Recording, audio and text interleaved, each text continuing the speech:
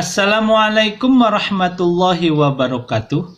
Teman-teman, dalam statistika, salah satu tahapan yang dilaksanakan adalah menyajikan data. Kapan kita sajikan data yang kita miliki? Tentunya setelah selesai kita kumpulkan. Sekarang pertanyaan pentingnya adalah, untuk apa data itu disajikan?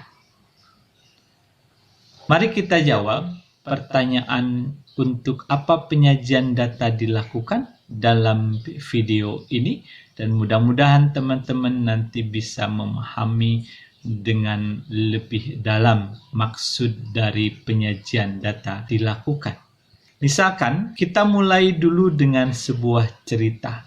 Seorang mahasiswa kuliah di kota Bandung, kemudian pada saat liburan akhir tahun ajaran dia kembali ke kota asalnya untuk bertemu ibunya dan disambut dengan sukacita.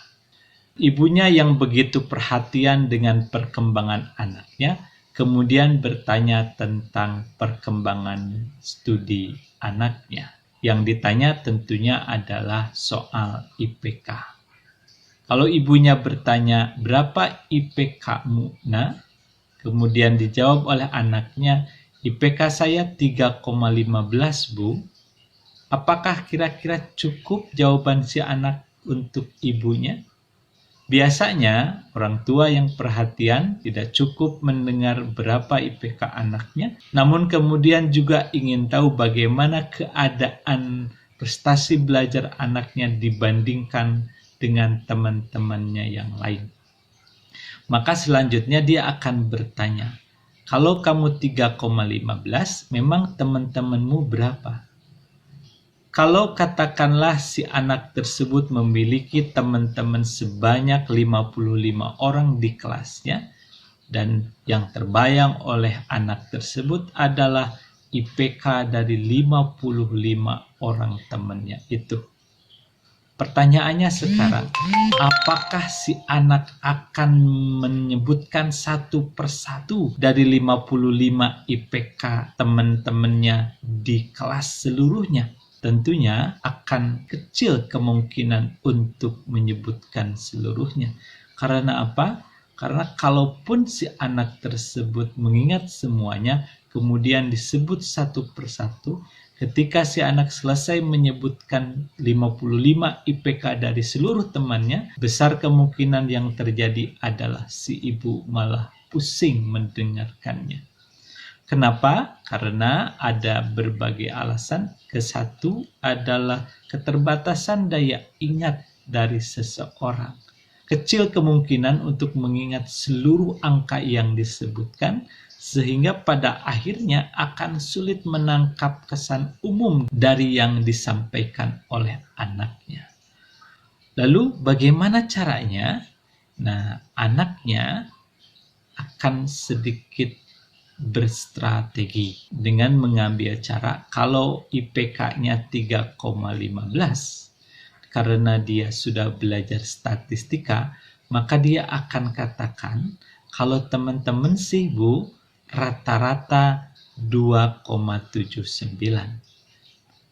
Ibunya akan paham, meskipun anaknya mengambil satu angka dari kelompok keseluruhan ini, yaitu 2,79, ketika dikatakan rata-rata IPK temannya 2,79, tentunya si ibu akan mengerti bahwa tidak semua mahasiswa tersebut IPK-nya 2,79. Hanya secara umum atau kesan umum yang dapat diambil bahwa rata-rata IPK dari 55 orang mahasiswa tersebut adalah 2,79. Kalau si anak menyampaikan angka ini, apakah si ibu sekiranya akan lebih puas dibandingkan sebelumnya? Benar. Kalau rata-rata atau pada umumnya 2,79 dan anaknya 3,15, paling tidak si ibu sudah gembira bahwa IPK anaknya sudah di atas rata-rata atau kebanyakan mahasiswa yang lain. Kalau ditambahkan dengan informasi lain, misalnya paling kecil adalah 1,55, si ibu makin gembira lagi bahwa IPK anaknya bukan yang paling kecil karena 3,15. Yang terkecil adalah 1,55. Kalau ditambahkan lagi, paling besar ada 3,90. Ibunya sekarang tambah paham bahwa IPK anaknya bukan yang terbesar. Nah, teman-teman, cara ini adalah cara penyajian data. Ini yang kita sebut sebagai ukuran-ukuran statistik. Ada nilai rata-rata, ada nilai paling kecil, ada nilai paling besar.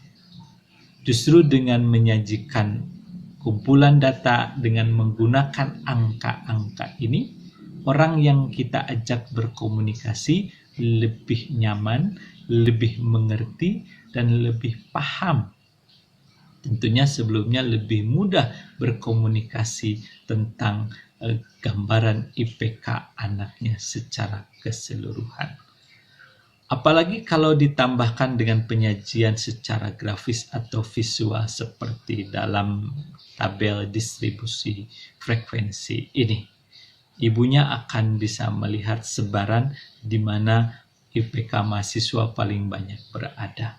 Dan ini tentunya akan lebih mengefektifkan proses komunikasi yang dilakukan. Hanya saja teman-teman, ketika teman-teman melakukan penyajian data dengan menggunakan ukuran statistik, dengan menggunakan rata-rata, angka paling kecil, angka paling besar, juga dengan menggunakan tabel distribusi frekuensi, harus diwaspadai dan dipertimbangkan bahwa akan terjadi kehilangan informasi ketika kita menyajikan data. Misalnya dengan tabel distribusi frekuensi ini, kalau ada angka antara 2,51 sampai 3,00 ada 33 mahasiswa, kita tidak ada informasi detail 33 orang ini persisnya berapa. Dengan cerita tersebut, diharapkan teman-teman memiliki pemahaman tambahan mengapa data yang kita miliki itu harus disajikan. Tujuannya buat apa? Tujuannya tidak lain adalah agar data yang kita miliki lebih mudah dikomunikasikan dan lebih mudah dipahami. Sehingga orang yang kita ajak komunikasi akan lebih tahu kondisi dan perilaku data yang dimiliki. Hanya satu hal yang perlu diwaspadai seperti tadi, bahwa ketika kita menyajikan data ke dalam bentuk apapun, akan ada risiko kehilangan informasi detail. Tapi tidak apa-apa, semua tindakan, semua keputusan yang kita ambil pasti akan memiliki risiko. Itu adalah masalah pertimbangan kita saja. Mana yang mau kita dahulukan? Apakah data yang kita miliki ingin lebih dipahami, atau kita tetap akan memegang detail ataupun rincian data keseluruhan? Baik teman-teman, mudah-mudahan penjelasan ini dapat dimengerti dengan mudah. Kalau memang dapat dimengerti dan teman-teman mendapatkan pemahaman yang lebih tentang apa yang kita bicarakan, silahkan untuk disebarkan kepada teman-teman yang lain dan dijadikan sebagai ilmu yang bermanfaat bagi kita semua dan menjadikan kita mendapatkan selalu ilmu yang barokah. Terima kasih banyak. Wassalamualaikum warahmatullahi wabarakatuh.